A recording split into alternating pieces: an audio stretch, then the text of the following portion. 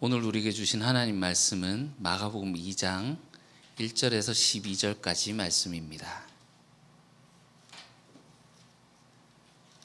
마가복음 2장 1절에서 12절까지 말씀, 우리 함께 일어나셔서 하나님 말씀 듣도록 하겠습니다.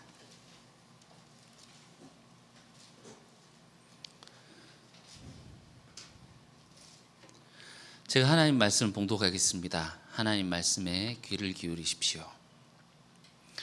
수일 후에 예수께서 다시 가버나움에 들어가시니 집에 계시다는 소문이 들린지라 많은 사람이 모여서 문 앞까지도 들어설 자리가 없게 되었는데, 예수께서 그들에게 도를 말씀하시더니 사람들이 한 중풍병자를 네 사람에게 메워 가지고 예수께로 올세 무리들 때문에 예수께 데려갈 수 없으므로 그 계신 곳의 지붕을 뜯어 구멍을 내고 중풍병자가 누운 상을 달아내리니, 예수께서 그들의 믿음을 보시고 중풍병자에게 이르시되 작은 자야 내 죄사함을 받았느니라 하시니, 어떤 서기관들이 거기 앉아서 마음에 생각하기를 이 사람이 어찌 이렇게 말하는가, 신성모독이로다. 오직 하나님 한 분 외에는 누가 능히 죄를 사하겠느냐. 그들이 이렇게 속으로 생각하는 줄을 예수께서 곧 중심에 아시고 이르시되 어찌하여 이것을 마음에 생각하느냐. 중풍병자에게 내 죄사함을 받았느니라 하는 말과 일어나 내 상을 가지고 걸어가라 하는 말 중에 어느 것이 쉽겠느냐. 그러나 인자가 땅에서 죄를 사하는 권세가 있는 줄을 너희로 알게 하려 하노라 하시고, 중풍병자에게 말씀하시되 내가 내게 이르노니 일어나 내 상을 가지고 집으로 가라 하시니, 그가 일어나 곧 상을 가지고 모든 사람 앞에서 나가거늘 그들이 다 놀라 하나님께 영광을 돌리며 이르되 우리가 이런 일을 도무지 보지 못하였다 하더라. 아멘. 이것은 하나님 말씀입니다. 하나님께서 오늘 이 말씀을 통해서 우리에게 은혜 베풀어 주시기를 원합니다. 예수님이 가버나움의 집으로 다시 들어오셨습니다. 그 소문이 또 사람들에게 퍼졌던 모양입니다. 예수님 다시 오셨다 하면서 사람들이 그 집으로 몰려들었습니다. 그래서 그 집에 사람들이 몰려들었는데 예수님이 회당이 아니라 집에서 가르치시기를 시작하시죠. 예수님이 가르치실 때 문 앞까지도 사람들이 들어설 자리가 없었더라 이렇게 말하고 있습니다. 이미 집 안에는 발 디딜 틈 없이 아마 사람들이 앉아 있지도 못한 채로 서서 막 우리 지옥철에 타고 있는 것처럼 그렇게 수많은 사람들이 탄단다 그 집 안에서 그렇게 예수님의 말씀을 듣고 그렇게 있었습니다. 예수께서 그들에게 도를 말씀하셨다라고 하는데, 이 도라는 말이 그 말씀이라는 뜻입니다. 우리가 1장 14절에 15절에 나오는 것처럼 예수님이 하나님 나라에 대해서 말씀하셨겠구나 하고 하는 것을 알 수 있습니다. 예수님이 가르치실 때 기상천외한 일이 일어납니다. 갑자기 집이 흔들리는 것 같더니 천장에서 뿌득뿌득 소리가 나더니 구멍이 뚫리고 그 구멍 사이로 이 사람 얼굴이 보이는 거죠. 아, 여기 맞다 이렇게 해가지고 거기에 이제 침상이 내려오는데 4명의 사람이 내려보내는 이 침상에는 몸을 움직이지 못하는 중풍병자가 누워 있었습니다. 예수님은 그들을 보시더니 말씀하셨습니다. 작은 자야. 이 원어에 보시면 어린아이야 이런 뜻입니다. 영어 성경에는 son 이렇게 번역이 되어 있는데 아이야 이런 뜻입니다. 아들아 내 죄사함을 받았느니라. 그들의 입장에서 우리가 다시 한번 생각을 해보자면 그들이 예수님에 대한 소문을 들었을 것입니다. 나사렛 예수라는 사람이 귀신도 쫓아내고 병자도 고치고 하더라 하면서 이 중풍병에 몸져서 누워있는, 얼마나 오랜 기간 동안 누워 있었을까요? 그를 보면서 예수님께 데려가서 기도하면 혹시나 낫지 않을까, 안수기도라도 받아볼 생각이었을 것입니다. 그러나 그들이 부푼 마음을 품고 이 예수님 집 앞으로 왔을 때 그들이 이 내비게이션이 없어도 그 집이 어딘지 정확하게 몰라도 그 집이 어딘지 알 수 있었을 것입니다. 왜냐하면 유독 그 집 앞에만 사람들이 몰려 있었기 때문이지요. 이제 예수님을 만나고 그분께 기도를 받으면 내가 나을지도 모른다라는 그런 기대를 가지고 왔었지만 그 광경을 보고 그들은 거기서 좌절할 수밖에 없었습니다. 내 친구가 중풍병자인데 예수님 만나서 고침을 받아야 됩니다 하고 가려고 하니까 사람들이 각자 자기도 이유가 있어서 거기 몰려들었고, 지금 새치기 하는 거냐고 줄 서서 기다리라고 하는 그들의 모습, 비켜주지 않는 그들을 우리가 쉽게 상상해 볼 수 있습니다. 예수님이 계시는 집으로 오면서 이 병자는 이제 예수님을 만나면 이 지긋지긋한 중풍병에서 노임을 받고 해방될 수 있겠구나, 부푼 마음을 갖고 왔을 테지만 그 집 앞에서 오히려 좌절을 경험하고 마는가. 아마 그 일행들은 희망의 문턱 앞에서 좌절되었기 때문에 더욱더 그 좌절이 크게 느껴졌을 것입니다. 그렇지만 그들은 거기에서 멈추지 않았습니다. 창조적인 방법을 생각해냅니다. 지붕을 뜯고 가면 예수님을 바로 만날 수 있지 않을까. 여러분, 오늘날 우리 이런 가옥 구조가 아니지요. 그 당시에는 돌이나 흙벽돌로 이렇게 벽을 쌓아놓고 위에다가 이제 나무 들보를 대놓고 거기다가 나뭇가지나 갈대나 나뭇가지를 이렇게 해서 그 위에 이제 진흙을 바르는 식의 그런 가옥 구조였습니다. 그러니까 이들이 마음을 먹기만 한다면 지붕을 뜯어낼 수도 있는 거지요. 중풍으로 인해 죽어가고 있는 이 사람을 고치고자 하는 열망이 비록 남의 집이지만, 그리고 그걸 뜯고 사람들한테 민폐고 미안하고 하는 그런 마음도 들었겠지만, 이 사람을 살려야 된다라고 하는 그 열정이, 그 열망이 그 다른 무엇들도 보지 못하게 이 사람들을 만들었던 것 같습니다. 비록 그 남의 집에 지붕을 뚫은 것이 칭찬받을 만한 일은 아니지만 예수님은 그 속에서 그들이 구원받고자 하는 그 간절한 열망을 읽으셨기 때문일까요? 주님이 아니고서는 이 저를 구원해줄, 고쳐줄 사람이 없습니다. 예수여, 저를 불쌍히 여기시고 고쳐주소서, 제발 살려주십시오. 몸부림치는 그들을, 그 주님을 찾는 그들을 주님께서 그 마음을 아셨을 것입니다. 그런데 주님의 말씀이 어쩌면 좀 뜬금없어 보입니다. 11절에서 말씀하시는 것처럼 바로 일어나 네 침상을 가지고 집으로 돌아가라 이렇게 말씀하신 것이 아니라 내 죄사함을 받았느니라 이렇게 말씀하신단 말이지요. 예수님의 의도가 무엇이었을까요?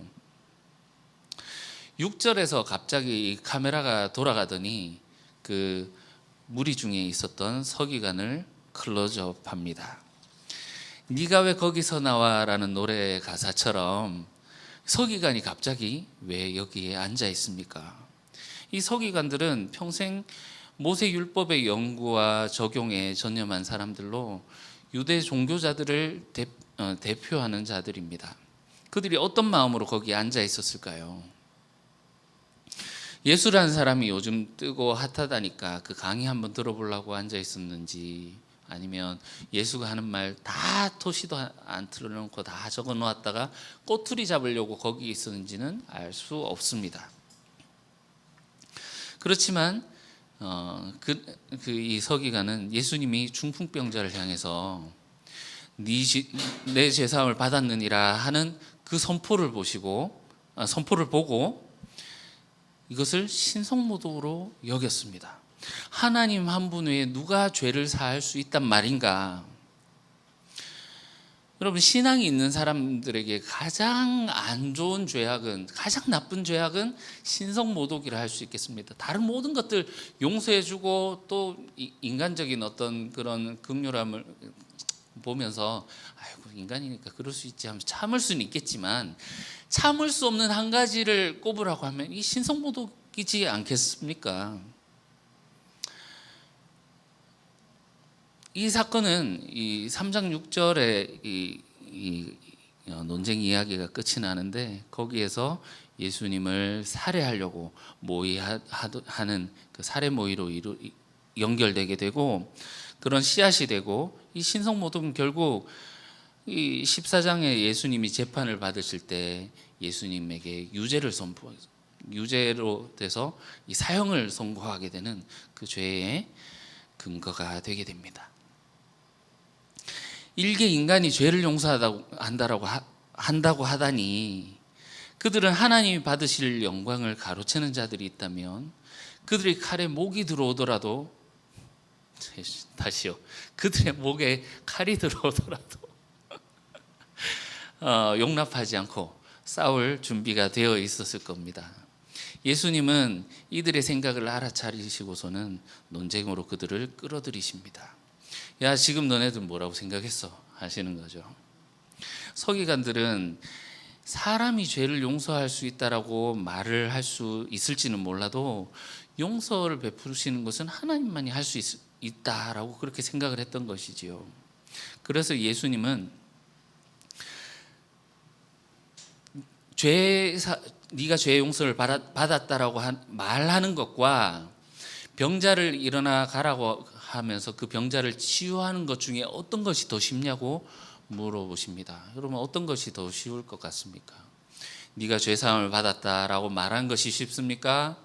아니면 이 자리에서 바로 그 병자를 고치는 것이 쉽습니까? 이 병이라는 것이 당시에 하나님으로부터 온 것이라고 여겼기 때문에 병고침이라는 그 말에는 죄사함이라는 것이 포함되어 있겠습니다. 이 서기관들은 그런 말 누가 못하노 이렇게 생각을 했다라는 거죠. 그렇지만 병 고치는 것은 아무나 할 수 있는 것이 아니지 않습니까? 예수님이 그 마음에 그 생각을 꿰뚫어 보시고, 그렇게 어느 것이 더 쉽겠냐고 물어보신 거지요.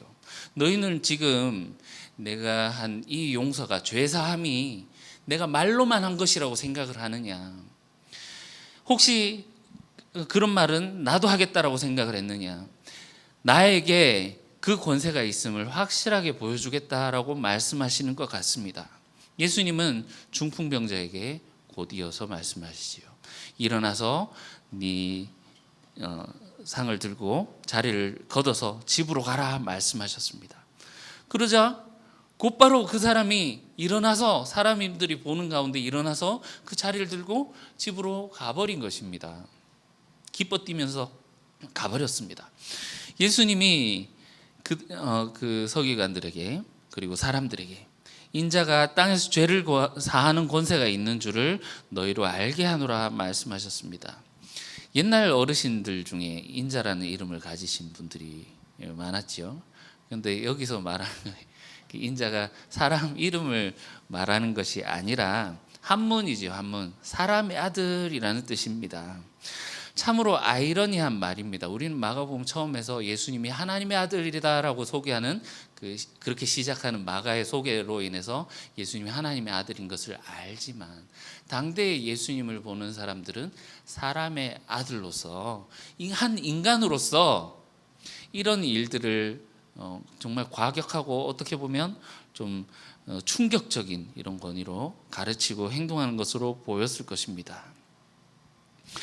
우리 한국어에는 이 관사가 잘 표현되지 않을 때가 많이 있습니다. 그런데 이 원어에 보시면 정관사가 있습니다. 즉 예수님은 내가 그 사람의 아들, 그냥 인자 이렇게 말씀하신 것이 아니라 내가 그 사람의 아들이다.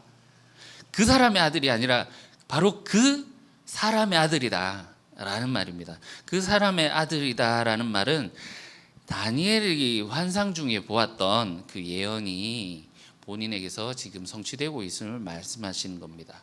다니엘 7장 13절 14절을 보시면 이런 말씀이 나옵니다.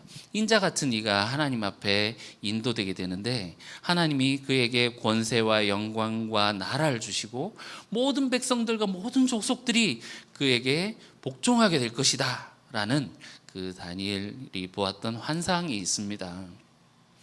예수님은 그 인자 같으니 하나님으로부터 모든 권세와 나라와 영광과 그 권세를 받은 인자로서 하나님이 행하실 그 죄사함을 지금 거기서 주고 계시다라는 것을 말씀하고 계시는 것이지요. 여러분, 몸이 마비되어서 중풍병 때문에 꼼짝없이 누워있는 그 중풍 환자, 그는 죄에서 벗어나지 못하고 있는, 죄의 속박에 매여 있음을 너무나도 잘 보여주는 케이스지 않습니까? 그가 마비 상태에서 벗어난 일은 죄와 죄책에서 풀려나는 그런 모습을 생생하게 표현하는 것입니다. 즉 다니엘의 그 종말의 예언이 지금 예수님을 통하여서 성취되고 있음을 보여주고 있습니다. 여기서 죄사함이라는 말은 우리가 이제 부부싸움하고 나서 그래 내가 당신을 용서한다라고 하는 정도로, 그러니까 한 개인이 주는 그런 어떤 범죄나 잘못된 일을 용서한다라고 하는 그런 수준이 아닙니다. 여기서 죄사함이라는 것은 죄에 대한 신적 심판을 완전히 사면해 주는 처분을 말합니다. 그러니까 종말 심판에서 하나님이 심판하시는 그 심판이 면제되었음을, 거기서 네가 죄사함을 받았다라는 그것을 말한다라는 것이죠. 예수님이 중풍병자에게 내가 죄사함을 받았느니라고 말씀하시는 것은 이 종말 심판의 자리에서 하나님께서 하시는 그 심판을 지금 그 중풍병자에게 예수님이 하신 것입니다. 아닌 게 아니라 예수님이 중풍병자에게 일어나라 하신 말씀도 부활을 가리키는 언어입니다. 예수님이 서기관들의 중심을 아신다라고 나오는데 구약 성경에 보시면 하나님은 중심을 아시는 분으로 표현하고 있지 않습니까? 이건 하나님을 표현하는 말입니다. 하나님께서 사람의 중심을 살피시고 아시는 분이시기 때문에 우리가 1장에서 살펴보았듯이 예수님은 하나님의 권위를 가지고 인자로서, 다니엘이 예언했던 그 인자로서 지금 거기에 계시는 것입니다. 그런 의미에서 오늘 본문을 종말론적인 최후 심판의 자리라고 우리가 생각해 볼 수 있겠습니다. 그렇게 생각해 본다면 많은 사람들이 심판을 받기 위해서 거기에 줄을 서서 있습니다. 중풍병자와 그를 데려온 4명의 사람은 죄사함을 받았습니다. 그리고 일으키신 부활을 받게 됩니다. 그렇지만 평생 하나님의 말씀을 연구하고 하나님의 영광을 위해서 온 열정을 쏟아온 서기관들은 심판을 받았음이 확실합니다. 그 이유가 무엇일까요? 무엇이 이 서기관들과 이 사람들, 중풍병자를 데리고 온 사람들의 무리와 갈라놓게 된 것일까요? 5절에 보시면 예수님이 그들의 믿음을 보시고 이렇게 말씀하고 있습니다. 즉 그것은 믿음이었다라는 것입니다. 그러나 이 믿음이란 것은 오늘날 기독교에서 예수 믿으면 천국 간다라고 하는 그런 믿음과는 조금 달라 보입니다. 예수님이 나를 믿으면 모두 천국 보내주겠다라고 앞서서 말씀하신 적이 없었지요. 한 번도 없었죠. 오히려 예수님이 선포하신 것은 하나님 나라가 가까이 왔으니 회개하고 복음을 믿으라는 하나님 나라 복음입니다. 하나님이 통치하신다, 그 복음을 믿고 하나님의 나라로 들어가라라고 하는 하나님 나라 복음이라는 거죠. 여러분, 우리가 가지고 있는 선 이해를 가지고 성경을 읽을 때 우리는 이 메시지를 왜곡해서 읽게 되고 그 메시지를 제대로 만날 수 없게 될 때가 너무나도 많습니다. 여러분, 우리가 때로는 이 믿음을 어떻게 생각하느냐면 열정과 동일한 것으로, 때로는 이 믿음이 열정으로 표현되는 것으로 생각을 하곤 합니다.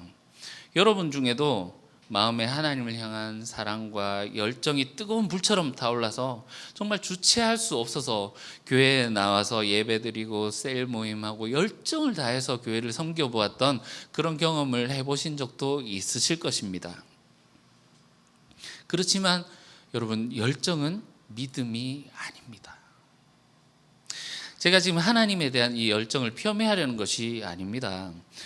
오늘 이 본문을 자세히 보시면 중풍병자를 위해 지붕을 뚫었던 이 사람들에게 열정을 예수님이 믿음이라고 칭했다라고 한다면 이 서기관들에게도 하나님을 향한 뜨거운 열정이 분명히 있기 때문이지요. 이 열정이 있었다면, 열정을 믿음이라고 한다면 이 둘을 갈라놓을 수가 없을 것입니다.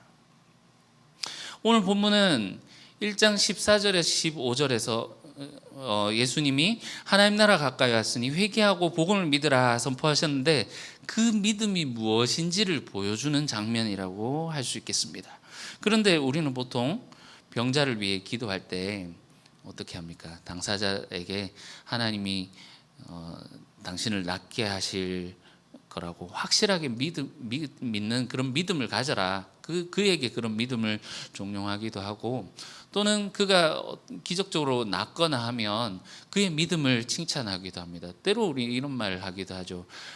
집사님 믿음이 얼마나 좋은지, 집사님 기도는 하나님이 잘 들어주시는 것 같아, 이런 말을 많이 하기도 합니다.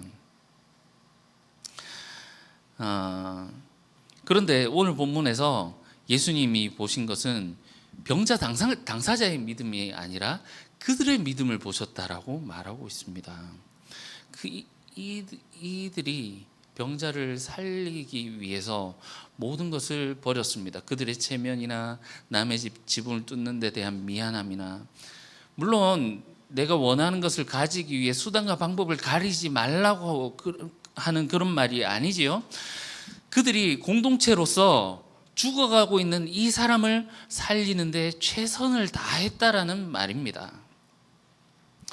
여러분, 서기관들 또한 하나님에 대한 뜨거운 열정을 가지고 있었습니다. 그러나 그 열정이 하나님의 뜻과 관계가 없이 빗나가 있는 열정이라면 그것은 믿음과 전혀 관계가 없다라는 것이지요. 우리 지난주에 나병 환자 치유 본문에서 나병 환자를 예수님이 살리시고 나서 그 결과로 예수님과 이 나병 환자의 운명이 완전히 뒤바뀌게 되는 것을 보셨습니다. 이 죽어가고 있는 이 나병 환자를 살리기 위해서 예수님이 죽음을 선택했다라는 것을 보여주시는 것이라는 거죠. 여러분, 믿음, 이 신앙이란 것은 수직적인 차원과 수평적인 차원으로 나눌 수 있겠습니다. 수직적인 차원은 하나님과의 관계에서 하나님을 신앙하는 그런 믿음, 하나님 사랑, 예배, 찬양, 기도, 이런 것들을 둘 수 있겠습니다. 또 교회에서는 사실 이 수직적인 차원의 신앙을 가진 사람에게 믿음을 좋다라고 말을 하기도 합니다. 그러나 우리가 이 수직적인 차원의 믿음만 가진다면, 우리가 수직적인 차원의 믿음을 가진다면 그것은 반드시 수평적인 차원으로 증명되어야 됩니다.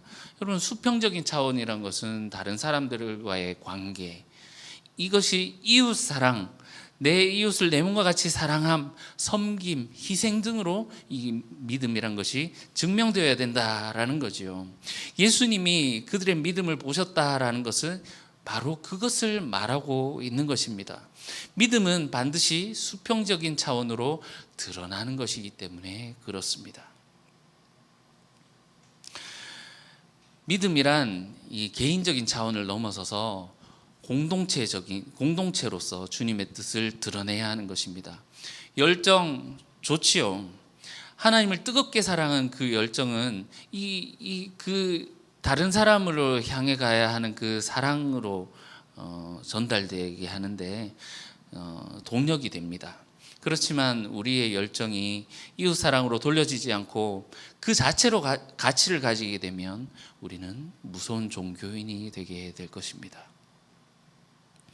서기관들의 열정은 수직적인 차원에 머물러 있다 보니 마비되고 죽어가고 있던 중풍병자는 보지 못하고 그의 회복에 함께 기뻐하기보다는 이것이 신성모독이냐 아니냐 판단하는 자리에 있었던 거지요. 지금 주님을 인자로 지금 오신 그 주님을 앞에 놓고 심판하고 있는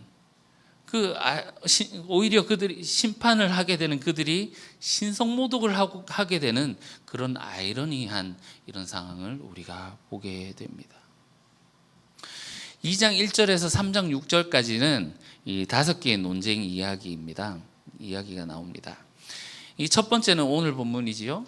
그리고 두 번째, 세 번째, 네 번째는 음식과 관련된 논쟁이고요.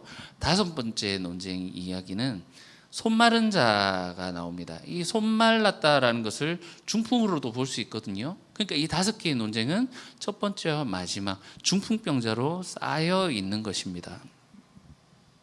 그런데 우리 성경에는 중풍병이라고 나오지만 이 당시에 의술이 그렇게 발달하지 않았기 때문에 이것이 정확한 중풍, 우리가 지금 진단하는 그 중풍인지 아닌지 이렇게 보기보다는 원어로 보시면 이것이 마비된 자라고 나옵니다. 그러니까 각 이야기에서 예수님과 이 갈등을 빚는 논쟁하는 그 세력들이 나오는데, 오늘 서기관들 나왔죠? 보시다 보면 바리새인의 서기관들 이렇게 나오기도 하고요, 바리새인들이 나오기도 합니다. 그러니까 이들은 이스라엘의 종교 지도자들이지요. 결과적으로 이 논쟁 이야기를 통해서 보여주려는 것은 이 종교 지도자들이 율법을 받았지만 그 제의와 문자적인 지킴에 매여서 마비된 자, 중풍병자라는 거죠. 이 종교 지도자들의 가르침을 받고 따르는 그 이스라엘 전체가 이 마비된 자, 중풍병자라는 이 상징을 보여주고 있습니다. 우리는 1장에서 예수님의 가르침이 시작되면 어김없이 사탄의 세력이 나타나서 방해하는 것을 보았습니다. 그리고 귀신 들린 자의 그 모습을 볼 때요, 귀신에게 제압당해서 자기의 말을 한마디도 하지 못했던, 자기에 대한 통제력을 잃어버린 채 마비되었던 그 귀신 들린 자의 모습도 보았지 않습니까? 2장에 들어왔습니다. 그 예수님이 가르치셨는데 어김없이 등장해야 될 자가 있지요. 사탄이 등장해야 되는데 여기 서기관이 등장하고 있습니다. 이 종교 지도자들은 사탄의 하수인으로서 하나님 나라의 사역을 지금 회방하고 있는 것입니다. 여러분, 이것이 얼마나 무서운 일입니까? 여러분, 현재 한국 교회 사회의 신뢰도가 거의 밑바닥입니다. 여러 가지 종교들이 있는데 그 종교들의 그 성직자들 중에 목사들이 신뢰도가 가장 낮고, 여러 종교들 중에 기독교가 신뢰가 가장 낮다고 합니다. 여러분, 그 이유가 신심이 부족해서 그렇습니까? 열정이 부족해서 그렇습니까? 오히려 너무 강한 신심 때문에 수직적인 신앙에만 집중하다가 수평적인 차원의 믿음, 그러니까 다른 사람들을 무시하고 다치게 하고 오히려 그 사랑이 다른 사람에게로 흘러가지 않았기 때문이지 않을까요? 생애에 절박한 문제가 있는 사람들이 예수님께 나오려고 할 때, 오늘 본문에서 보시면 이 중풍병자 정말 그 생애에 어마어마한 문제를 가지고 예수님께 나오려고 할 때 가로막았던 자들이 바로 무리입니다. 무리. 여러분, 우리도 그들 중에 하나일 수 있음을 기억해야 합니다. 오늘 본문은 하나님 나라의 가르침입니다. 제가 논쟁이라고 말씀드렸지만 1절에 예수님께서 집에서 가르치셨더라 이렇게 분명히 말하고 있습니다. 예수님은 논쟁을 통해서 하나님 나라가 무엇인지, 그리고 예수님이 선포하신 이 복음에서 하나님 나라 가까이 왔으니 회개하고 복음을 믿으라 하셨는데 여기서 그 믿음이 무엇인지를 가르쳐준 장면이라고 말씀드렸습니다. 여러분, 믿음이란 무엇입니까? 믿음. 오늘 이 말씀을 보시면서 예수님의 권위를 신뢰하고 우리 앞에 그 길을 감에 있어서 어떤 장애물이 나온다면 그 장애물을 극복하고 지붕이라도 뜯어버리고 주님께 나아가는 것인가 우리가 생각할 수 있겠습니다. 물론 그것도 맞지요. 제가 앞선 설교에서 마가복음은 보여주는 책이라고 말씀드렸습니다. 오늘 장면이 하나님 나라가 무엇인지 그리고 거기에 믿음이 무엇인지를 보여주는 그림 또는 영상이라고 생각해 볼 때 우리가 볼 수 있는 것이 있습니다. 우리가 상상력을 발휘해서 예수님이 가르쳐 주시는 그 집 안에 있다라고 생각을 해 봅시다. 갑자기 위에서 뿌득뿌득 소리가 나더니 천장이 뜯겨져 나갔습니다. 여러분 무엇이 연상되십니까? 그들은 예수님을 만나기 위해서 지붕을 뜯었지만 부지 중에 이 하늘이 찢어지는 장면을 연출했던 것이지요. 예수님이 세례 받으실 때 하늘이 찢어졌던 그 장면 말입니다. 예수님이 세례에서 하늘 소리에 의해서 예수님의 정체와 사명이 계시되었습니다. 예수님은 왕이지만 고난받는 종으로서 십자가의 길을 가고 다른 사람에게 자신의 생명을 내어주기 위한 그 사명의 길을 완수해야만 했습니다. 예수님이 천장이 찢어지는 그 하늘이 찢어지는 그 상징적인 연출을 통해서 바로 그것이다라고 긍정하고 계시는 것이지요. 이 그림이 보여주는 예수님의 이 사명과 운명이 바로 제자들이 따라야 할 길이라는 것입니다.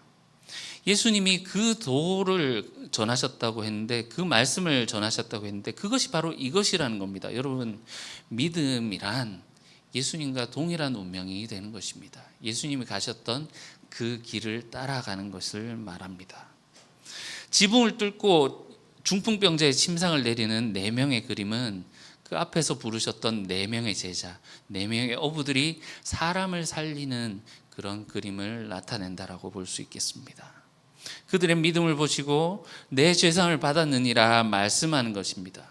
이 죄사함의 선포가 이 집에서 선언되었음에 우리는 주목해야 합니다. 마가복음에서 집은 교회를 상징합니다. 예수님이 집에 들어가신다는 것은 성전을 부정하시고 나중에 우리 보시겠지만 성전에 들어가셨다가 거기서 사역만 하시고 거기 머무르지 않으세요. 거기를 나오십니다. 머무르지 않고 성전의 주인이 성전에 오셨는데 성전에 머무르지 아니하시고 거기를 나오십니다. 그 성전을 부정하시는 것이죠. 성전을 부정하시고 예수님이 집으로 들어가셨다라는 것은 이 하나님께서 성전을 대체하는 새로운 공동체에 하나님이 이 교회에 임재하심을 보여주는 것입니다. 이 교회 공동체, 이 참성전 안에서 죄사함이 선언되고 있는 것이지요.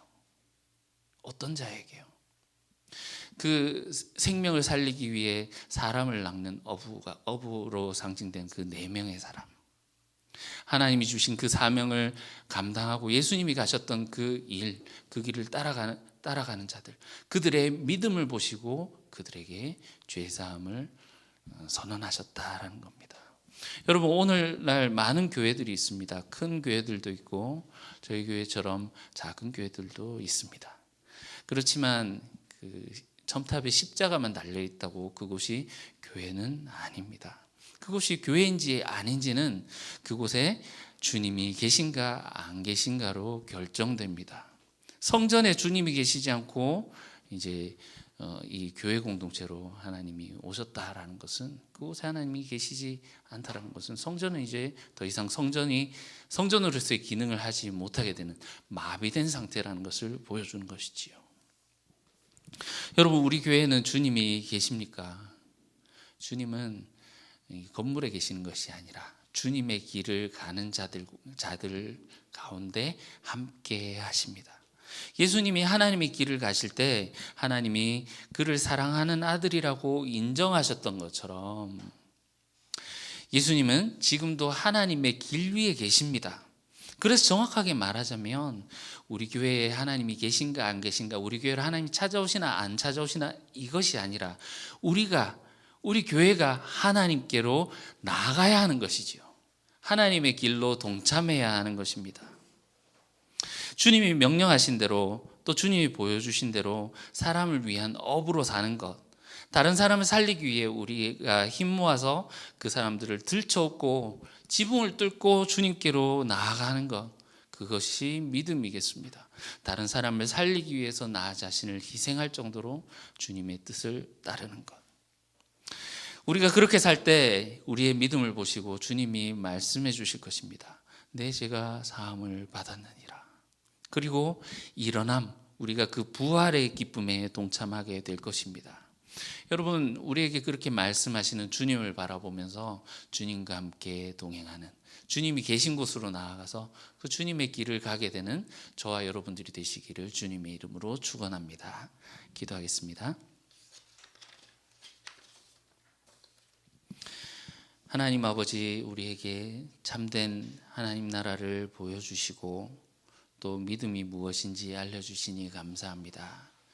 우리의 삶 가운데 일어나고 있는 많은 것들, 아버지, 우리가 주님을 잊어버린 채로 우리가 주인이 되어서 우리의 삶을, 우리의 몸을 우리의 마음대로 움직이고 있지는 않았습니까? 주님, 믿음이 무엇인지 분명하게 보여주셨사오니 주님께서 제시해 주신 그 길로 우리가 나아가서 주님을 따라 순종하며 주님이 가신, 우리에게 맡겨주신 그 사명을 완수하는 저희들 될 수 있도록 축복하여 주시옵소서. 거룩하신 예수님 이름으로 기도합니다. 아멘.